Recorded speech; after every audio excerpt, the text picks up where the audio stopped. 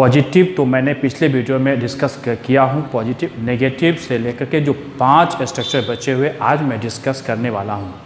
और आप इस वीडियो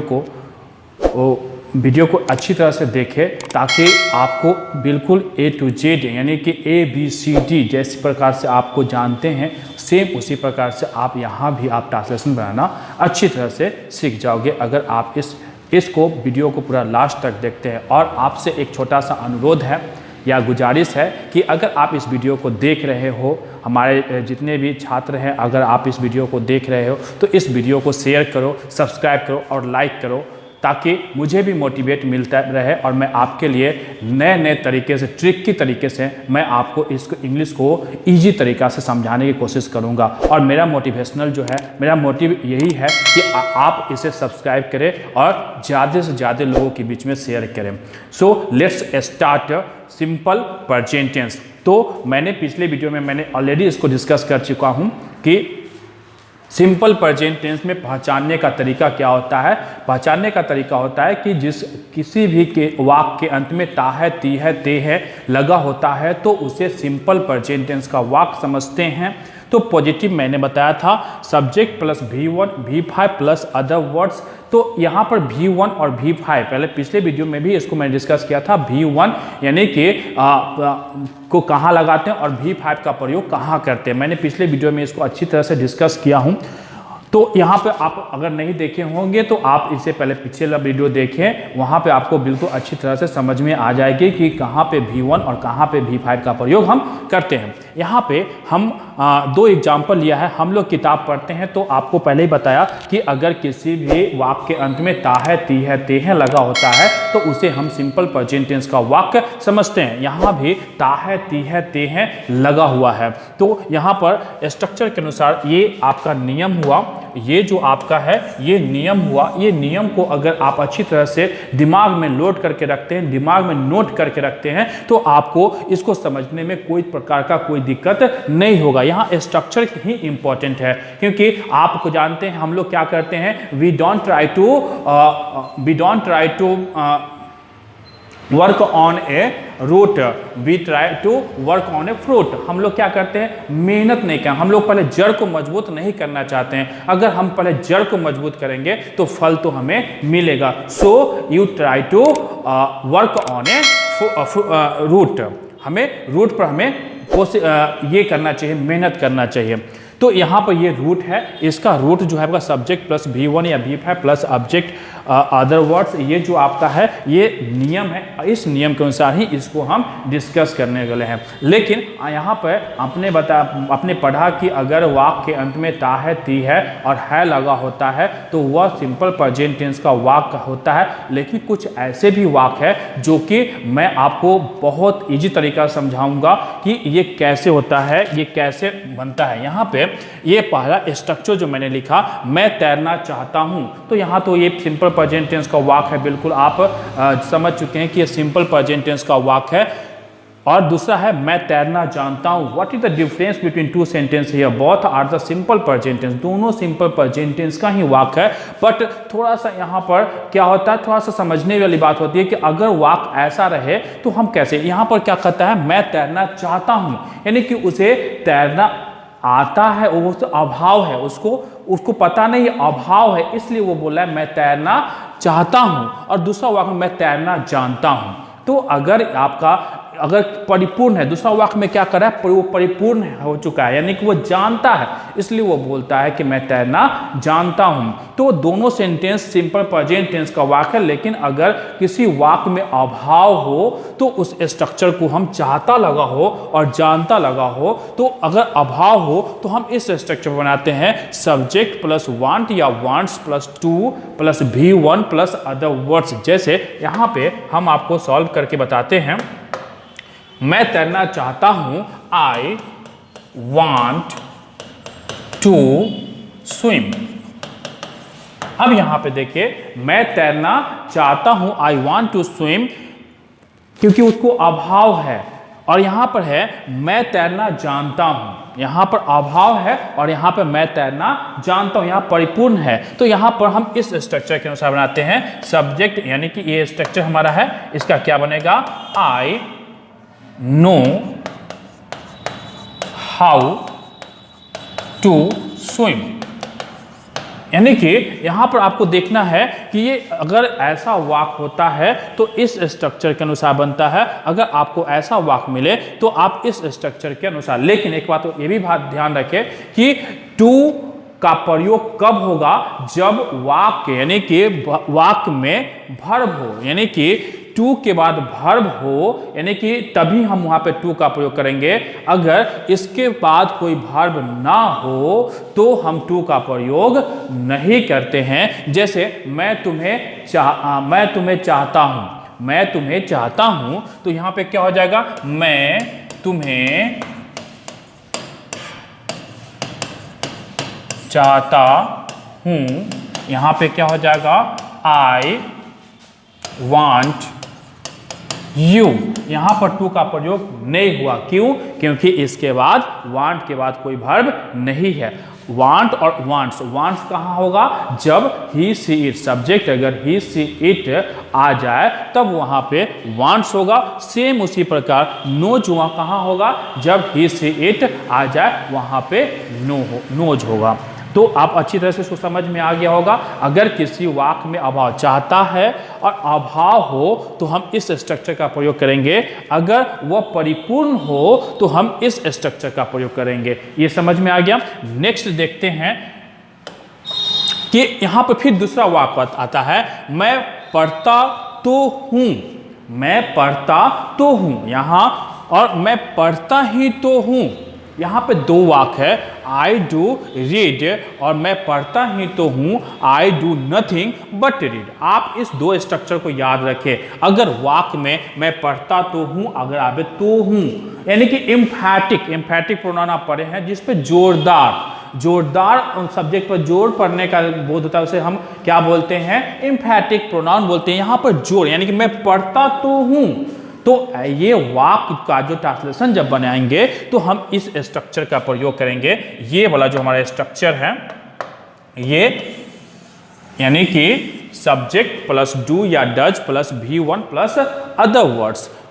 वो मैं पढ़ता हूं, अब कहें कि वह सोता तो है, तो क्या हो जाएगा, ही डज स्लीप। वह खेलता तो है, ही डज प्ले। वह गाता तो है, ही डज सिंग। तो यहां पर आपको अगर इस स्ट्रक्चर में रहे, अगर वहां डज कहां लगेगा, जब ही सी इट और किसी का भी नाम रहे तो वहां पे डज लगेगा, और आई भी दे यू के साथ डू का प्रयोग है। सेम स्थिति वहां यहां पर भी है कि मैं पढ़ता ही तो हूं। अब देखिए यहां स्ट्रक्चर क्या बनेगा, subject plus do does plus nothing plus but plus V1 plus other words, यानी कि I do nothing but read. ये दो स्ट्रक्चर आपको अच्छी तरह से, अगर ऐसा वाक्य आवे तो आप ये दो स्ट्रक्चर नोट्स कर लीजिए और इसे प्रैक्टिस करें, तो आपका यहाँ पर समझ में बिल्कुल अच्छी तरह से आ जाएगा कि ये वाक्य किसका वाक्य है। हमें आपको पता ये हो गया कि कैसे बनाएंगे। यहाँ पे मैं खेलता ही तो हूँ, I do nothing but play. मैं रोता ही तो हूँ, आई डू नथिंग बट रोता ही तो हूं, तो I do nothing but beep. तो इस प्रकार से बहुत सारे एग्जाम्पल आप मन में सोच के आप इसे सॉल्व कर सकते हैं, और ये बहुत आसान, ये आपका ट्रिक है, आपका ये और ये। आपको अगर स्ट्रक्चर याद है तो आपको रटने की कोई जरूरत नहीं पड़ेगी। आपको आज समझ में आ गया होगा। नेक्स्ट पर देखते हैं कि यहां पर मुझे पढ़ना है। अब देखिए यहां पर मुझे पढ़ना है, ये सभी वाक्य प्रेजेंट टेंस, क्योंकि आपको मैंने बताया था कि प्रेजेंट टेंस में है लगा होगा। अगर वाक्य में है हो हूं लगा होता है तो वो प्रेजेंट टेंस का वाक्य कहलाता है। तो यहां पर है लगा हुआ, मुझे पढ़ना है। अब थोड़ा सा स्टाइल में बोलने के लिए, मुझे पढ़ना है, मुझे खेलना है, मुझे दौड़ना है, ये सब स्टाइल में बोलने के लिए हम इसका प्रयोग करते हैं। तो यहां पर हम दो तरीका से इसको बना सकते हैं, यानी कि मुझे पढ़ना है, आई हैव टू रीड, और मुझे आई एम टू रीड, यहाँ पर दोनों वाक्य मतलब कि सही होगा दोनों, यानी कि आप इसको ऐसे भी बना सकते हैं और आप इसको ऐसे भी बना, बट दोनों में डिफरेंस क्या थोड़ा सा मैं आपको एक्सप्लेन करूंगा।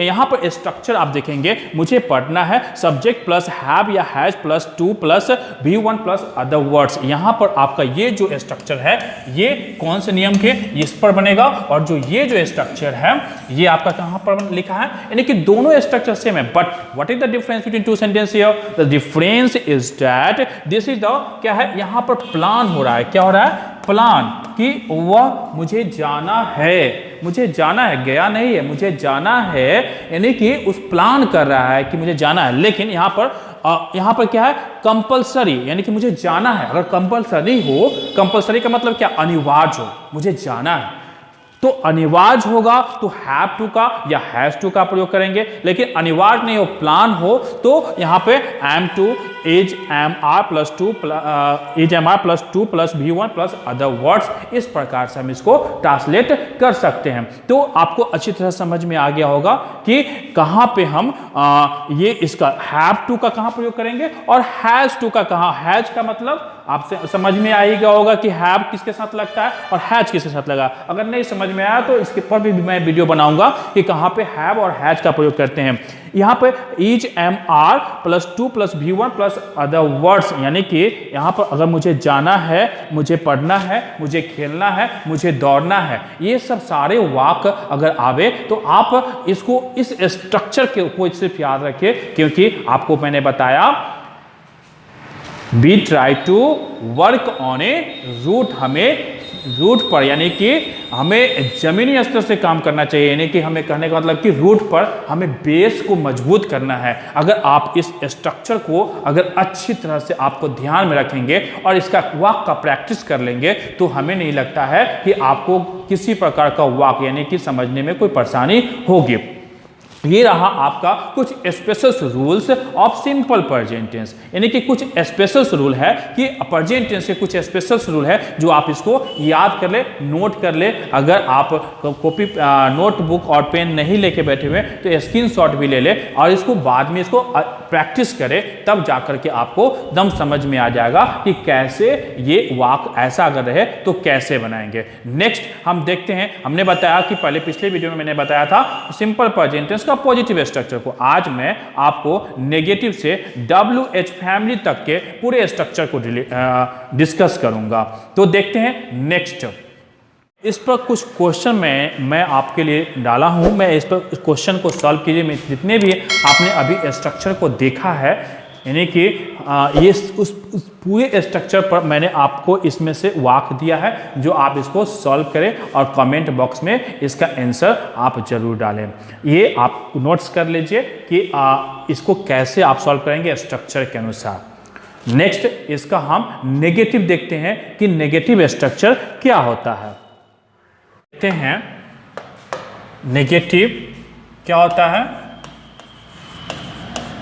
नेगेटिव स्ट्रक्चर में क्या आते हैं, सब्जेक्ट प्लस डू या does plus not plus V1 plus other words, ये आपका क्या हो जाते हैं नेगेटिव। इस पर कुछ क्वेश्चन है, इसका कुछ एग्जाम्पल है, जैसे मैं स्कूल नहीं जाता हूं। I do not go to school। इसी प्रकार अगर मैं दूसरा वाक्य लिखूं कि राधा पत्र नहीं लिखती है, इसका क्या बन जाएगा, Radha does not write a letter. यानी कि आपको समझ में आया, इस स्ट्रक्चर के अनुसार ये जो हमारा है ये नियम है, इसके अनुसार हमने दो वाक, यहाँ पे डू का प्रयोग किया, यहाँ पे डज का प्रयोग किया। क्यों? क्योंकि यहाँ पर फर्स्ट पर्सन यानी कि सिंगुलर नंबर, ये आई अपवाद है। उसी प्रकार राधा जो है ये थर्ड पर्सन सिंगुलर नंबर में है। तो हम जानते हैं, बताया है कि ही सी इट और किसी का भी नाम रहे तो उसमें डज लग जाता है, और बाकी यानी कि आई बी डी यू के साथ हम डू का प्रयोग करते हैं। ये समझ में आपको आया है? नेगेटिव आपका ये नियम हुआ। इस नियम को अच्छी तरह से नोट्स कर ले कि नेगेटिव अगर स्ट्रक्चर है, अगर ता है ती है लगा हो और वो नहीं में हो, नेगेटिव में हो, तो हम इस नियम के अनुसार हम इसको सॉल्व करते हैं। नेक्स्ट पढ़ते हैं इंट्रोगेटिव।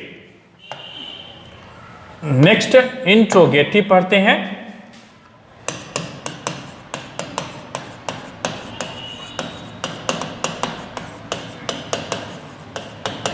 इंट्रोगेटिव क्या होता है कि जिससे प्रश्न पूछता है और ये जो है इसका आंसर हमें सिर्फ हाँ या ना में मिल जाता है, तो उसे इंट्रोगेटिव सेंटेंस का वाक्य समझते हैं। जैसे हम इसका स्ट्रक्चर हम लिखते हैं, इसका do does plus subject plus V1 plus other word, और इसके लास्ट में क्या क्वेश्चन मार्क्स का चिन्ह देते हैं। ये हमारा स्ट्रक्चर हुआ।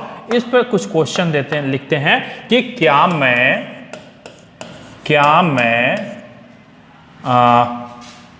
मैं सोता हूं,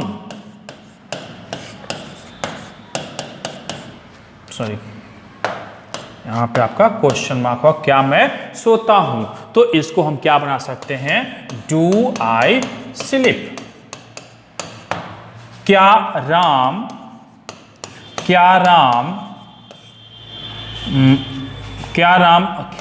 है। यहां पे क्या हो जाएगा, डज राम प्ले। ये जो वाक्य आपका है कि आपका इंट्रोगेटिव स्ट्रक्चर हो गया, यानी कि इंट्रोगेटिव का वाक्य क्या से चालू होता है तो उसे इंट्रोगेटिव का वाक्य कहते हैं। और इसको आसानी से समझने का कि अगर कोई प्रश्न करे और उसका आंसर सिर्फ हाँ या ना में मिल जाए तो वो इंट्रोगेटिव का वाक्य कहलाता है। ये आपको समझ में, ये आपका जो है ये आपका नियम है। इसी नियम पर दोनों को ये बनाया गया है। नेक्स्ट हम देखेंगे, नेक्स्ट हमारा है इंट्रोगेटिव नेगेटिव। आप नियम को नोट करते चलिए, नियम ही इंपॉर्टेंट है और इसके प्रैक्टिस करेंगे तो आपको बहुत आसान हो जाएंगे। तो नियम, इंपॉर्टेंस नियम है इसका, नियम इसी पर टोटल बनते जा रहा है। अब कैसे बनते जा रहा है आप खुद देख ले, यानी कि क्या, तो डू डज पहले लगाना है। सब्जेक्ट, इसमें सब्जेक्ट कौन है, आई है, मैं है, तो यहाँ सब्जेक्ट हो गया। वर्ब क्या है, सोता, सोता तो स्लीप लिख दिया इसका, यानी कि ये नियम के अनुसार ही इसे सॉल्व किया गया है। ये नियम आपको ध्यान में रखना होगा कि अगर वाक्य इंट्रोगेटिव का होगा, अगर ये स्ट्रक्चर आपका याद होगा तो आप उसे मिनटों सेकंडों में से सॉल्व कर सकते हैं। नेक्स्ट है इंट्रोगेटिव नेगेटिव स्ट्रक्चर। इंट्रोगेटिव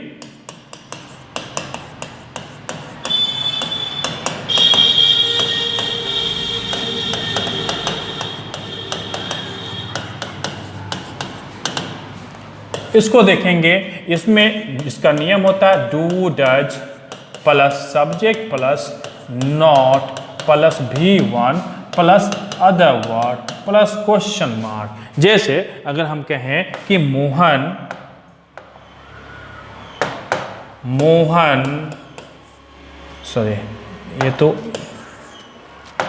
क्या मोहन विद्यालय नहीं जाता है।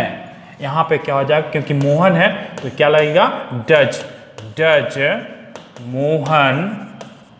नॉट लगाना है नेगेटिव के लिए, तो क्या हो जाएगा, not go to a school. ये आपका समझ में आ गया, इंट्रोगेटिव नेगेटिव। उसी प्रकार WH का देखते हैं, WH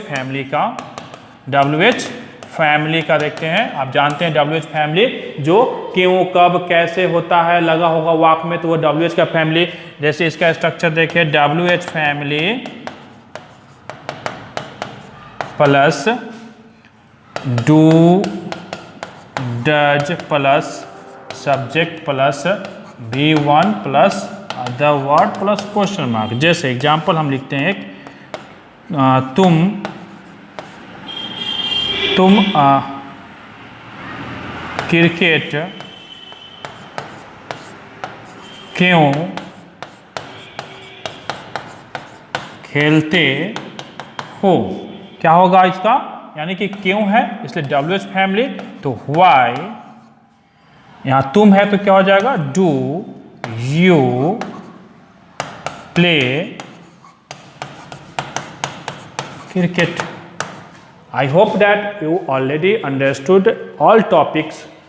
आपको अच्छी तरह से सारा टॉपिक को समझ में आए। ये नियम है, इस नियम को आप नोट्स कर ले।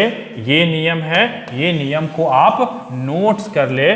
नियम ही इंपॉर्टेंट है। अगर नियम हो आपको, तो आपको पता हो नियम, तो सेकेंडों में आप इसे सॉल्व कर सकते हैं। तो मुझे आई होप दैट आपको अच्छी तरह से ये सिंपल प्रेजेंट टेंस का अच्छी तरह से आपको समझ में आया होगा।